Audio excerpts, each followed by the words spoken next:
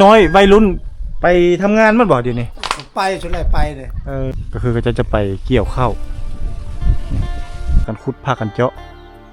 เนาะธรรมศาสตร์บ้านข้าเจ้านี่คักเนาะบ้านเศรษฐีในชนบทเนาะผ่านผู้ตัวนี้ไปจะเป็นบ้านพักเกินนะมาแล้วก็มาเที่ยวชมบรรยากาศวิถี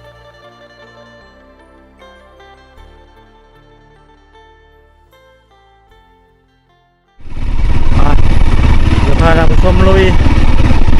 ธรรมศาสตร์บ้านวิเศษก็ผักธนบัตรบรรยากาศผักชุดมีน้ำไหลทาดหมู่บ้าน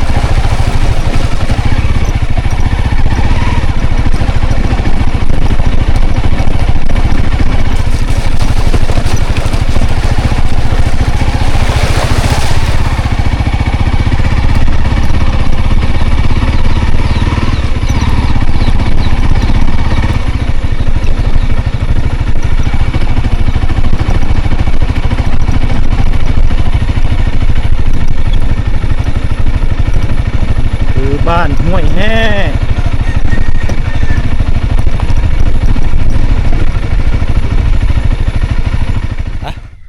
กับทักทายสบายดีท่านผู้ชมที่กำลังติดตามรับชมรายการทางช่องวิถีลาวของบรรทุกสำหรับคลิปวิดีโอนี้บรรทุกทางสองไอ้น้องเฮาเดินทางมาฮอดนี่ละบ้านใหญ่ก็คือบ้านห้วยแห่เมืองบุรพาแขวงขมวนซึ่งหมู่บ้านนี้เป็นหมู่บ้านที่บรรทุกเองเคยมาสิทธิ์สอนหรือว่าเคยมาดำรงชีวิตอยู่ในนี้เนาะเป็นเวลาหลายฟ้าหลายปีได้พี่น้องเอ้ยเนาะรวมแล้วที่อยู่เมืองบุรพาเป็นอาจารย์สอนอยู่พี่กับประมาณ5กว่าปีแต่ว่าสอนอยู่ให้แห่นี่2ปีแล้วก็ได้ย้ายไปสอนอยู่บนใหม่แต่ก็ยังบ่ทันก็ยังบ่ลืมเนาะบ่อนที่ว่าเฮาเคยมาสิทธิ์สอนลูกหลานเฮาอยู่ในหมู่บ้านนี้เฮาก็ได้กลับเอามาเอาภาพบรรยากาศวิถีชีวิตของชาวบ้านห้วยแห่ให้ท่านผู้ชมได้ติดตามรับชมเนาะวิถีชีวิตยามฝนก็สิประมาณนี้พี่น้องนี่มีขี้ตมเนาะเพราะว่าบ้านเพิ่นนี่เป็นบ้านที่ว่าอยู่ทางด้านลุ่มทางด้านพื้นแล้วก็สัตว์เลี้ยงเพิ่นหลายเนาะดินบวมถ้ายามแดงนี่สิไข่แน่เนาะสบายดีพ่อจ้าโอ้บ้านชวนไปช่วยอันนี้คือพ่องัดอันนี้เนาะชาวบ้านห้วยแห่เป็นพ่อฮักพ่อเพลงมาแต่ก่อนก็ถือว่านี่แหละกินข้าวกินน้ำเพื่อนเพิ่นนี่แหละเนาะมาไทยมิตรนี่ก็เนาะเป็นไงข้าวน้ำจำปาปีนี้โอ้ธรรมดาอยู่หักพ่นหลายโพดมันประกาปี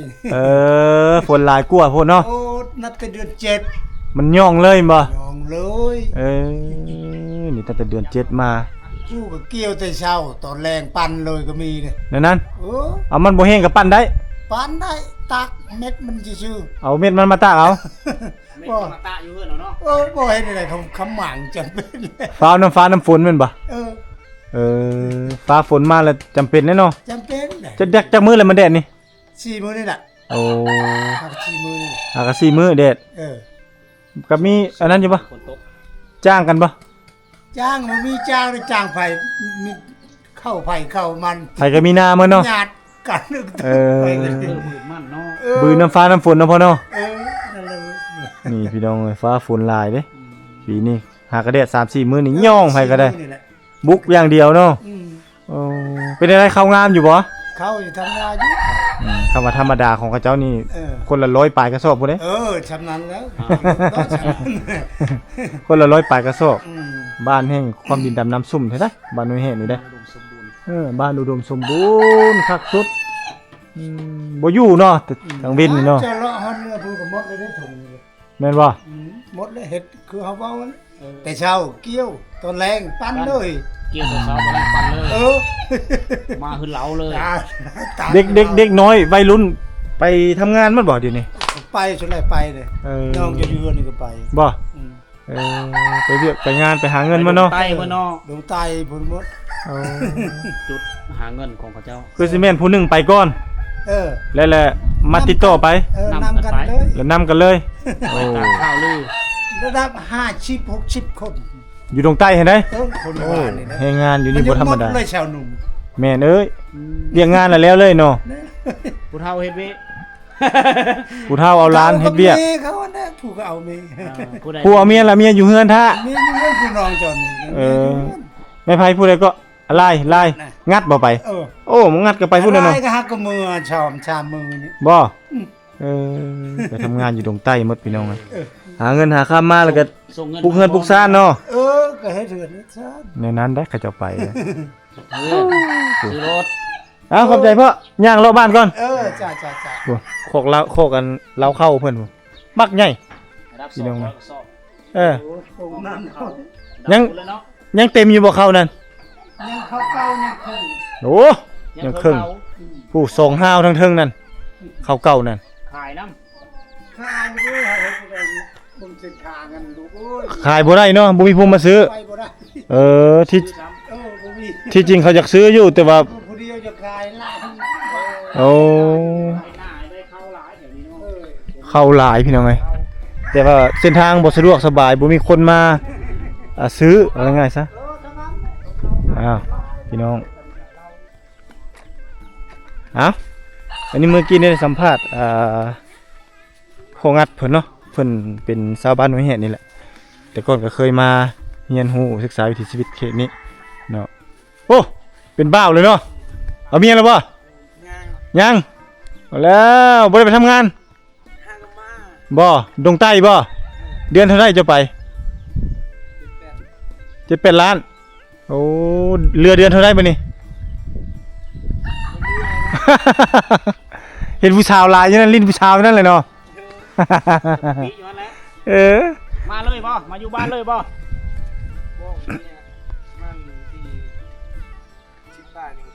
โอ้มาพักผ่อนเฉย มาพักผ่อนเนาะหาผู้สาวแถวหุ่นเลยผู้สาวลายเด้ทางหุ่นเด้ ๆเอาสาวดงใต้มาอยู่บ้านเลย เออ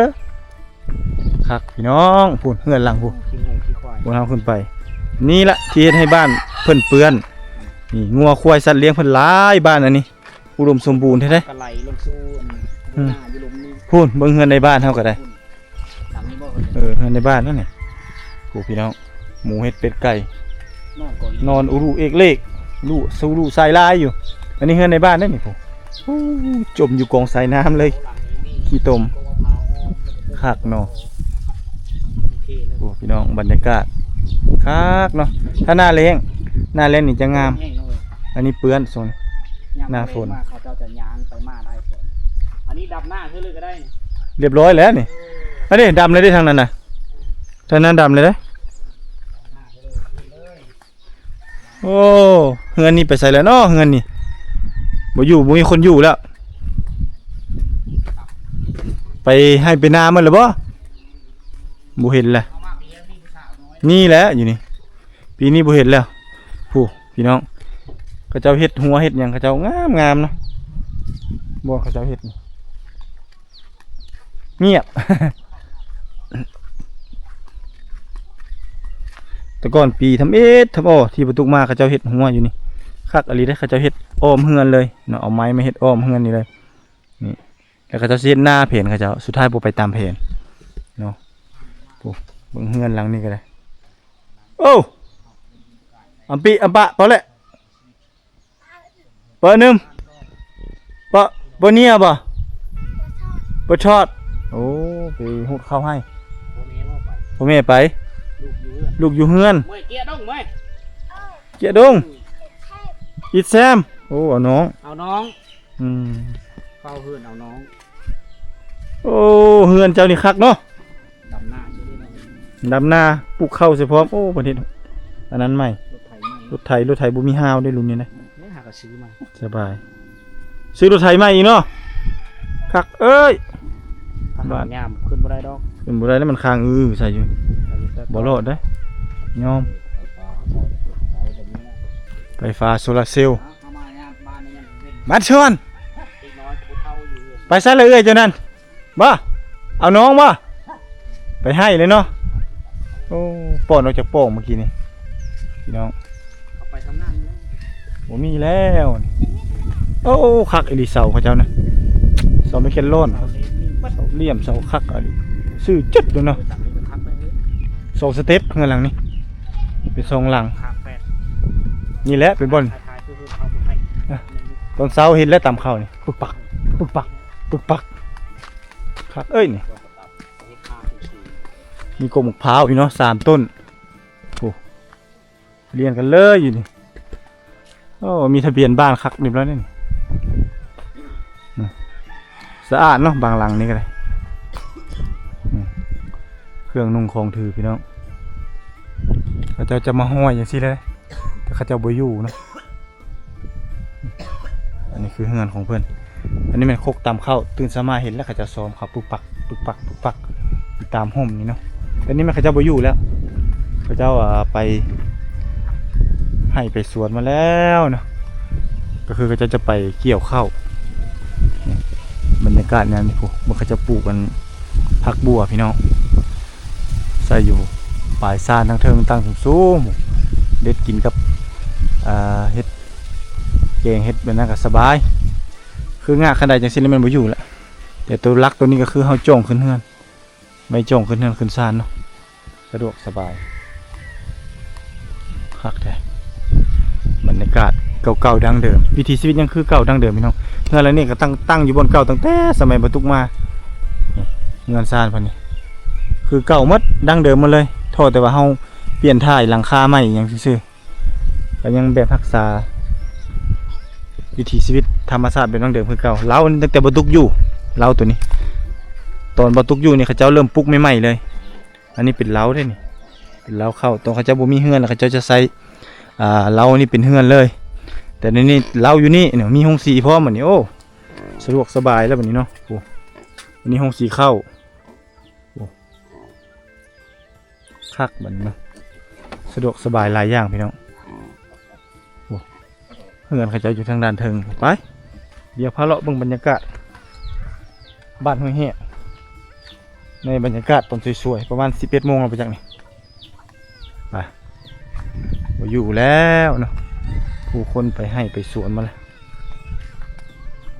อันนี้เป็นผู้ตัวนั้นเป็นผู้จงมงเนาะผู้จงมงยึดผู้ตัวนี้เป็นบ้านพักเกิดบรรยากาศหน้าฝนก็สิประมาณนี้เขาเจ้าเริ่มขุดเนาะปรับดินปรับพื้นที่เขาจะปรับพื้นที่เพื่อจะปลูกเฮือนให้เป็นเฮือนดินเพียงอะไรต่างๆเดี๋ยวเฮือนสร้างเขาเจ้านี่ก็จะปลูกไปตามเจยผู้สันผู้เนาะพากันขุดพากันเจาะนี่เนาะธรรมชาติบ้านเขาเจ้านี่คักเนาะอ้อมหอบด้วยนะภูผาป่าไม้แต่ใกล้ๆทางลุ่มนี่ก็เป็นทุ่งนาเป็นดินเพียงตั้งอยู่จากซี่เลยเด้แต่กระโบล้มเนาะ เงินบักสูงๆคันใดเอาไว้อยู่ลุ่มนี้เนาะเงินได้บักสูงๆเนาะเงินสูงเงินคักเลยนี่อันนี้เป็นส่วนเผ่าบรูพี่น้องเผ่าบรูตรีในชนบทลาวตัวนี้ลาวเข้าบ้านนี้อุดมสมบูรณ์นี่เข้าน้ำซ้ำป่านี่บุอึดนี่เห็ดลาวบากใหญ่ๆเนาะหางไม้อันนี้เป็นบอนตำข้าวแต่ถุงมือนี่เขาจะมีอันนี้จักสีข้าวแล้วก็สีเอามีแต่ซื้อน้ำมันมาใส่ก็เริ่มพัฒนาหลายอันนั้นเป็นบอนให้ใกล้ไข่เนาะอยู่ในยางนี่บรรยากาศคักแล้วก็ยังมีเฮือนหลังน้อยหลังใหญ่ปะปนกันไป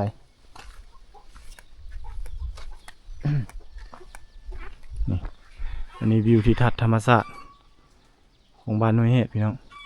เงียบสงบเนื่องจากว่าบ่มีผู้คนเพราะว่าเขาเจ้าไปให้ไปสวนมัดผู้เอามาเบิ่งเฮือนหลังนี้เนาะถือไปให้ขยายให้ใหญ่ขึ้นผู้มี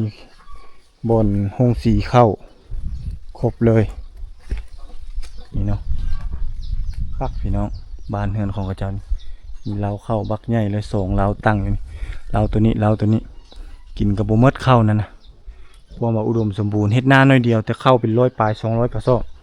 300-400 กระสอบแต่มานี่เราบ่เห็นนั้นเนาะเห็นชาวบ้านเนื่องจากว่าเขาเจ้าไปให้ไปสวนมัดเบิ่งเสาเฮือนพี่น้องนี่เสาบักใหญ่เพื่อจะเอามาเฮือนรักษาได้โอ้ตัว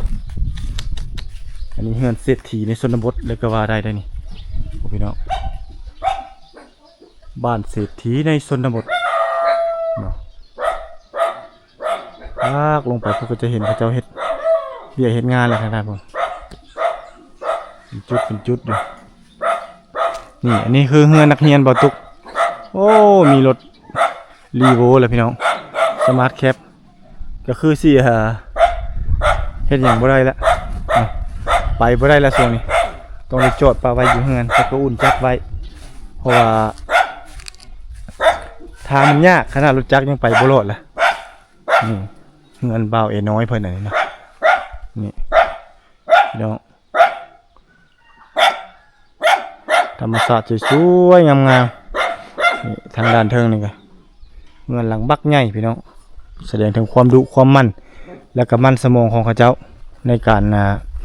ทำมาหากินเนาะหมูไก่มาได้หมูแม่ลูกอ่อนพี่น้องนี่ไปเดี๋ยวพาท่านผู้ชมเลาะเบิ่งหมู่บ้านในชนบทแต่ละหลังคาเนี่ยจะมีไฟโซลาร์เซลล์มากเนาะพร้อมกันอยู่โอ้คักมีรถใหญ่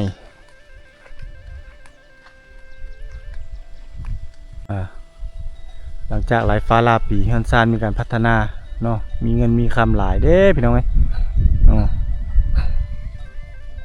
มีเงินใหญ่เงินงามมีรถใหญ่ขี่สะดวกสบายเด้เสียแต่เส้นทางเนาะเขาเจ้าก็แสดงว่าเขาเจ้ามีเงินหลายหรือว่าเขาเอิ้นมาหมู่บ้านเศรษฐีก็ว่าแม่นเงินหลังนั้นก็เฮาบ่เฮาเคยไปสัมภาษณ์หลังงามเงินเศรษฐีเพิ่นเลยนะเงินเศรษฐีละมืดบ่ประมาณนี้แหละพี่น้องเขาเจ้าใส่ไปตรงคอมุงตัวนี้นะผู้มุงกุ๊บเลยเพื่อจะให้สัตว์เลี้ยงเป็นงัวเป็นควายเขาเจ้าก็เอาเข้าคอกนี่เนาะเอาเข้าคอกนี้มันก็จะบ่เปียกเวลาฟ้าฝนเป็นอย่างต่างๆอาศัยวัตถุดิบจากธรรมชาติเลยมาเฮ็ดนี่เฮ็ดเป็นคอกไว้เลย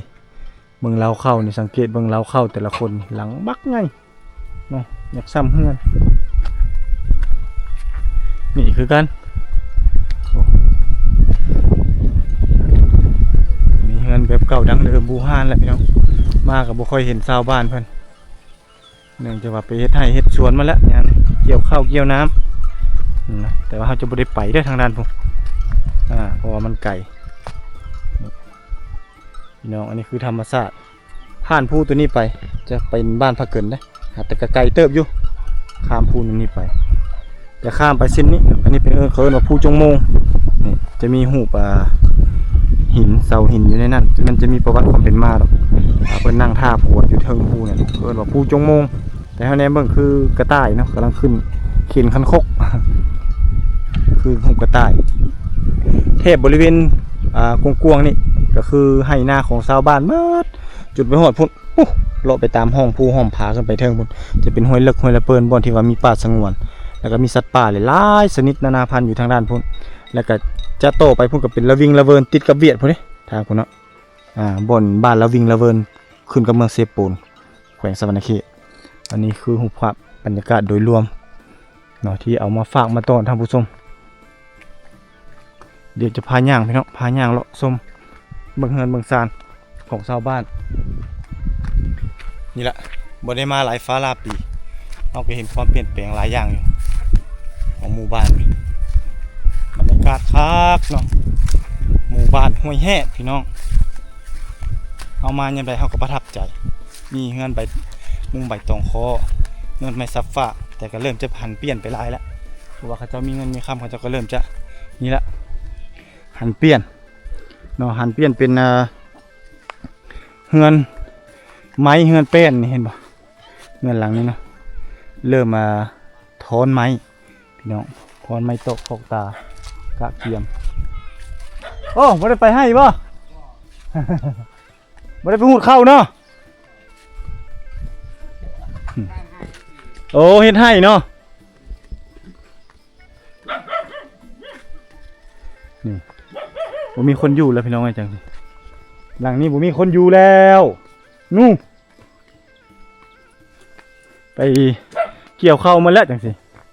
บ่อยู่แล้วนี่พี่น้องไอ้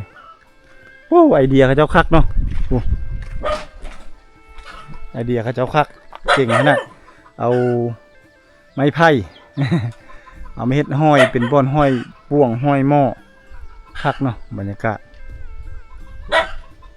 ธรรมศาสตร์งามผมเนมไปทางด้านลุ่มที่เขาเจ้ากำลังเกี่ยวข้าวเกี่ยวน้ำตากแดดต้นแรงปั้นเลยเขาเจ้าว่าคัก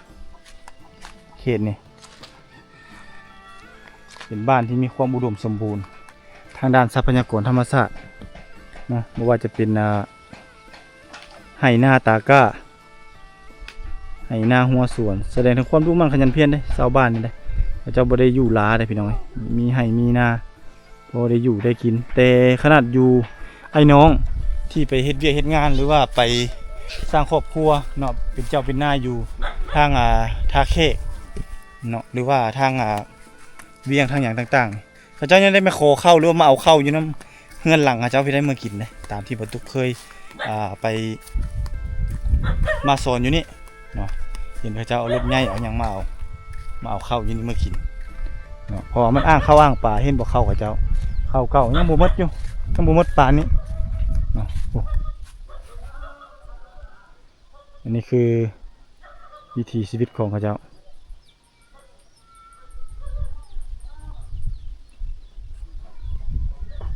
อันนี้แม่นหมู่บ้านในชนบทพี่น้องเอ้ย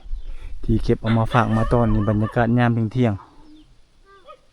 บรรยากาศดีวิถีชีวิตคักเขตนี้เนาะเงียบสงบดีบรรยากาศยามเช้าเราจึงจะได้เห็นเขาเจ้าตำข้าวลูกตำข้าวแล้วก็เกลือสัตว์เลี้ยงมาอย่างเขาเจ้าต่างๆในหมู่บ้านนี่แหละเนาะไปเดี๋ยวไปทุกพาขึ้นไปเบิ่งจุดชมวิวหรือว่าเป็นจุดสูงสุด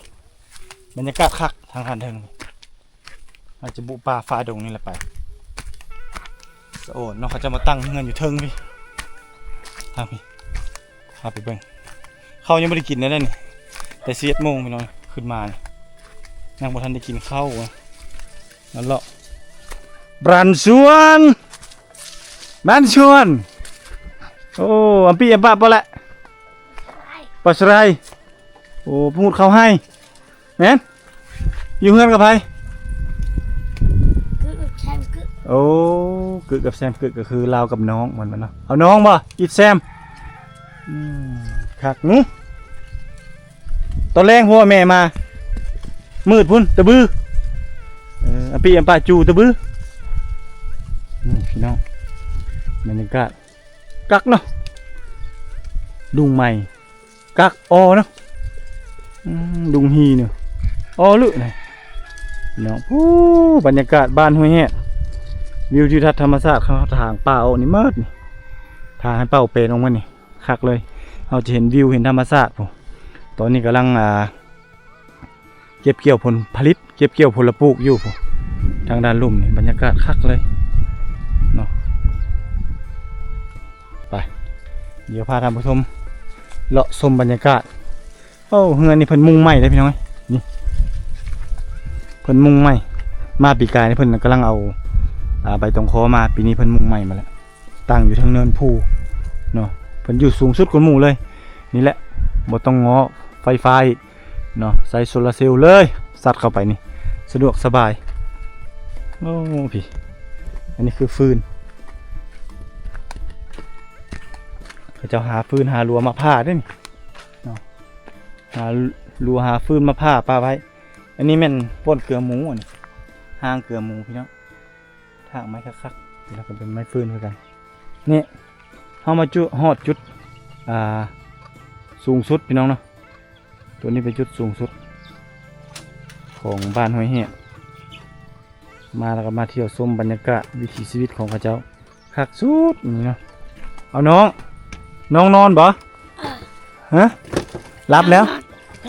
โอ้อยู่กับน้องไก่นั่นเอื้อยเจ้าไปให้มัดตามเข้านั่นบ่โอ้สิไปตามเข้าบ่น่ะตามอยู่ไสโอ้น้องกำลังเนาะอันนั้นเนาะก็หมกเพชรหลายเนาะหมกเพชรเนาะโอ้พี่น้องโอ้เตี่ยวหรือเตี่ยวไหนอันนี้หมกเพชรมากๆเพื่อนพี่น้องเงินหลังยาวๆไปในนี้เลยได้นี่เป็นเฮือนครัวนี่ดังไฟอยู่นี่เนาะตัวนั้นเป็นเฮือนนอนคักเนาะวิวนี่ก็งามพี่น้องวิวทางด้านเทิง อันนี้เป็นอุปกรณ์อันนี้เป็นน้ำหมวกนี่เพิ่นบ่ทิ่มเด้เพิ่นไว้เกลือหมูตัวนี้ผสมกันกับห้ำแล้วก็เกลือหมูนี่ถ้านักกำลังสิฟัดเอาเข้าไปสีหรือว่าจะเอาเข้าไปตำถ้าบ่มีหงสีตำมาบ่ก็สะรอ Ôi, เดี๋ยวเบิ่นหงสีโอ้และหงสี cái đông không? โอ้แต่ดงเฮ้ยอยู่ลุ่มบ่พี่น้องเนาะอยู่เฮือนเขาเจ้าจ้างบ่เจิง Chưa, เจอหงสีโอ้ไปซื้อได้พี่น้องเอ้ยคันบ่เจิงก็ซื้อโอ้เงินได้เรียกโตเต็กๆพี่น้องเอ้ยเนาะเพราะว่าเพิ่นได้ลูกไผมาเฮือนเด้โตอันนี้ก็คือการเฮือนหมอเซลนี่ก็โตแล้วพี่น้องนี่เฮือนคนฮักคนเพลงหมด2หลังนี่เนาะคันสิว่าแล้วก็ฮักเพลงหมดบ้านนั่นล่ะเพราะว่าบ่ตุกมาอยู่นี่ก็ถือว่า2 ปีเนาะเดี๋ยวลงไปเบิ่งเอื้อยเจ้าก็เด้อ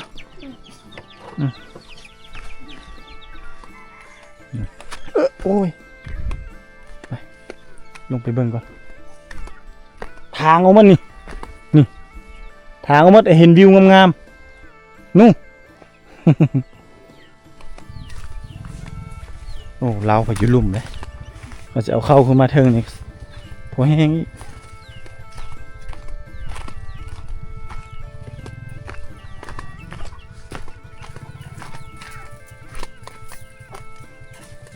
โอ้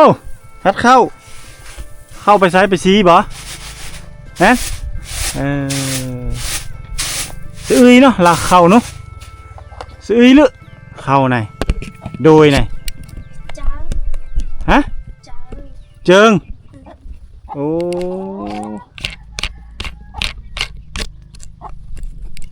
เข้าไม่แงะเลยโดยแงะอันนี้เจิงเพิ่นซื้อข้าวหน้าพี่น้องเนาะเพราะว่าข้าวเพิ่นหมดแล้วเพิ่นละซื้อข้าวนำเขาขายเท่าไหร่นี่ข้าวนี่ตรังเจิงไปเลยตรังเลยหนู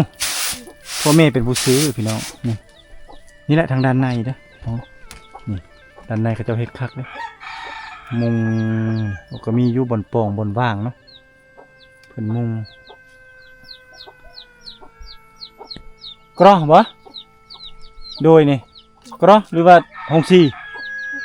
โอ้สีเอาแล้วบ่ได้กรอเลยเนาะบ่เห็นเจ้ากรอเลยเนาะบัดนี้เนาะเอาใส่นี่โอ้ไปแล้วหงสี cái đó, กระดงโอ้เอาเข้าให้ก็ได้นี่เนาะโดยไรเอาเข้าให้ก่อนพี่น้องขึ้นไปสีอันนี้มันเข้าหน้าได้ตัวนี้โดยนี้อะไรอันนั้นโดยไร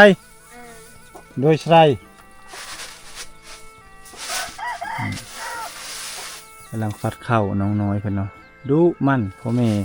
ไปให้ไปสวนเฮ็ดเบี้ยเพิ่นก็ต้องเฮ็ดเบี้ยอยู่เฮือนตักน้ำตามเขาคันผู้มีหงสีคันผู้มีหงสีแล้วก็สบายเนาะบ่ได้ตำเขาจะตักน้ำแล้วก็เอาเข้านี่ไปสีหงสีแล้ววิถีชีวิตในชนบทมาตอนสวยๆก็สิเห็นประมาณนี้พี่น้องถ้าตอนเช้าๆเราจะเห็นเขาเจ้านึ่งข้าวตักน้ำเนาะเกลือเป็ดเกลือหมูเกลือไก่ประมาณนี้อันนี้เขามาก็เห็นน้อยๆกิจกรรมเนาะเห็นแต่เฮือนแต่สร้างของเขาเจ้านี่แหละครับนี่แล้วเพิ่นจะเอาไปสีแบะใส่ตัวนี้แหละนี่ตัวนี้คือบอนที่เขาเจ้าจะเอาเข้าใส่แล้วเอาไปสีมันจะมีอายเข้าออกมาพร้อมได้ฟัดเข้าอยู่ในหมดเลย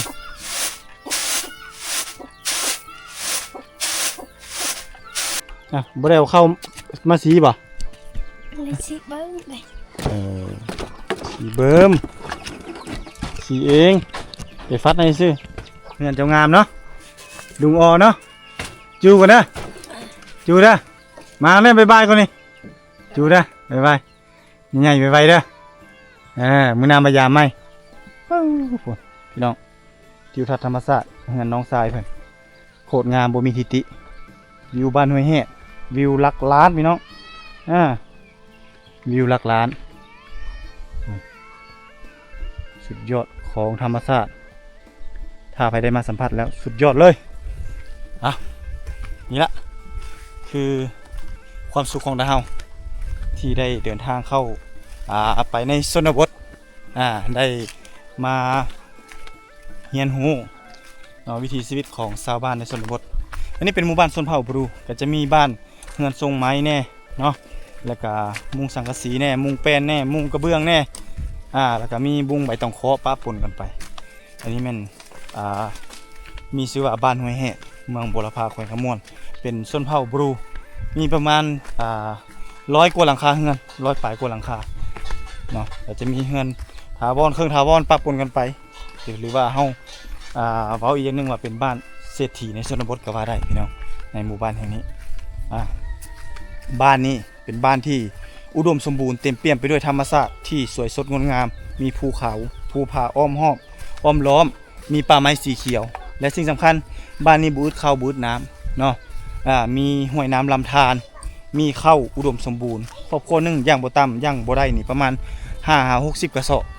ขวาการเฮ็ดนาแต่ส่วนหลายไปสัมภาษณ์มา 3-4 ครอบครัวได้100 ปลาย200 กระสอบพี่น้องเอ้ยอันนี้ถึงแสดงถึงความอุดมสมบูรณ์ทางด้านทรัพยากรธรรมชาติโดยแท้จริงเนาะอาหารการกินก็พอได้อยู่ได้กินสัตว์เลี้ยงเขาเจ้าก็นับตั้งแต่หมูเห็ดเป็ดไก่จนฮอดงัวฮอดควายสังเกตจากนี่แหละขี้งัวขี้ควายเต็มใจกลางเดินบ้านเลยเนาะเขาเจ้าเลี้ยงงัวเลี้ยงควายเพื่อเรียกเพื่องานหรือว่ามีลูกเต้าเล่าหลานเนาะสร้างครอบสร้างครัวก็อาศัยตัวนี้แหละเป็นหลักในการไปเฮ็ดเกี่ยวกับฮีตของประเพณีต่างๆนั้นโอเคแต่เฮาเดินทางมาฮอดนี่กับ2ไอ้น้องแล้วเฮาก็หมดอีหลังแล้วพี่น้องเอ้ยตอนนี้ก็เวลาประมาณ 11:00 นยังบ่ทันกินข้าวเช้าเทื่ออันนี้แม่นความตั้งใจของ2ไอ้น้องเฮาที่นำเอารูปภาพบรรยากาศวิดีโอเนาะเพื่อเป็นที่ระลึกไว้เพราะว่าเรือนซ่านแต่ละหลังนี่อาจจะบ่คือเก่าอาจจะเปลี่ยนแปลงไปคือแต่ละบ่อนแต่ละที่นั้นย้อนความพัฒนาเนาะเพราะว่าเด็กน้อยในหมู่บ้านนี่ก็เริ่มวัยสกัดหันแห้งหรือว่าวัยรุ่นก็เริ่มไปเฮ็ดเวียกเฮ็ดงานหรือว่าหาเงินหาคำเนาะเบิ่งไกลเห็นกว้างว่าง่ายๆซะแล้วก็เริ่มมาพัฒนาบ้านเรือนเจ้าของอยู่เขตนี้บางคนก็ย้ายไปสร้างครอบครัวสร้างครัวเอาลูกเอาเมียอยู่ทางอื่นเนาะโอเคท่านผู้ชมเนาะสำหรับคลิปวิดีโอนี้ถ้าเฮา2คนก็สิได้ออกเดินทางแล้วก็พบกันใหม่ในคลิปหน้าสำหรับคลิปนี้บ่าวตุกขอลาท่านผู้ชมไปก่อน